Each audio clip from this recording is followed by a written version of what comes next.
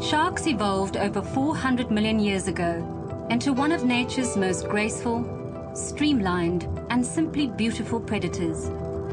They play a vital role in keeping the delicate marine ecosystems in balance.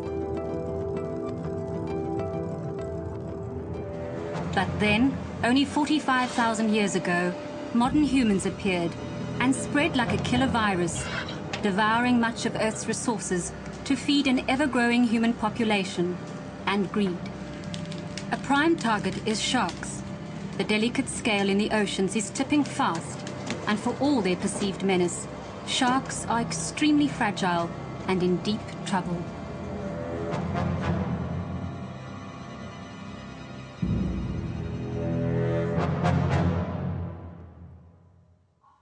Advanced technology and improved fishing practices ensures that practically no fish escape being harvested.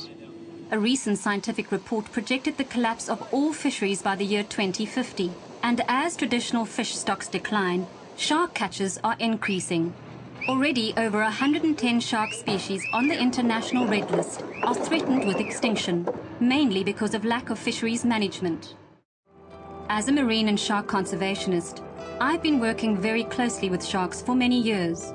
I've grown to care for them and understand how severe their plight is and how much they need our help to survive. It's therefore important for me to understand the local shark fishery.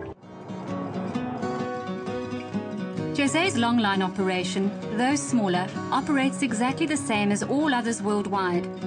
At night, his crew set a whopping 40-kilometer line to which 1,300 hooks are attached, targeting blues and mako sharks. The next morning, they begin hauling the line in, with sharks mostly alive attached. Contrary to popular belief, sharks do feel pain, but unlike mammals, which are slaughtered in abattoirs by prescribed techniques, no such legislation applies to the slaughter of fish. On this particular day, they caught 2.5 tons of sharks, which is about 100 individuals.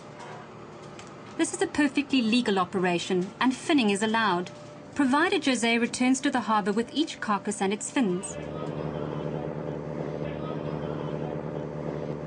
It's very difficult for me not to get emotional watching all of this.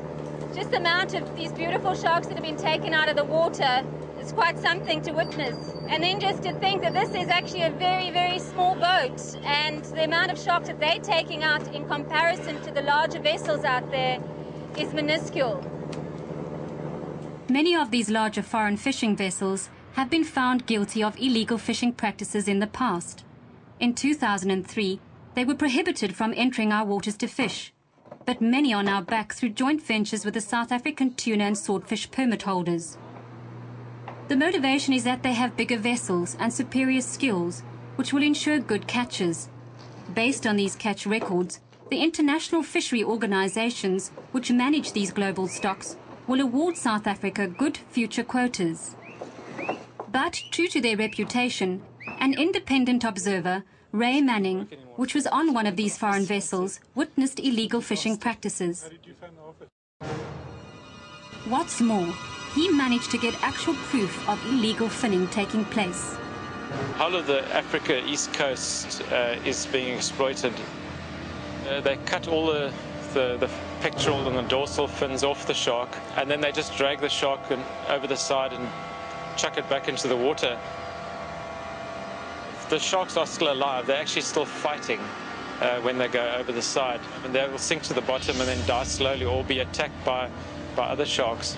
It's actually incredibly cruel, and it's against international law and against the permit conditions for these boats.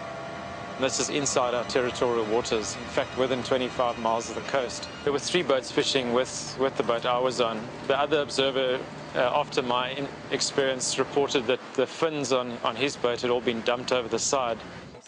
Dried fins that fetch up to $300 a kilogram on the Asian market is an attractive motivation to break permit conditions, but they're not the only ones breaking the law. Apparently, there are other foreign vessels illegally fishing in our waters. Evidently, lack of proper management and inadequate compliance lies at the heart of the local problem. A way forward is for South Africa to implement the National Plan of Action that provides the guidelines for the conservation and management of our sharks.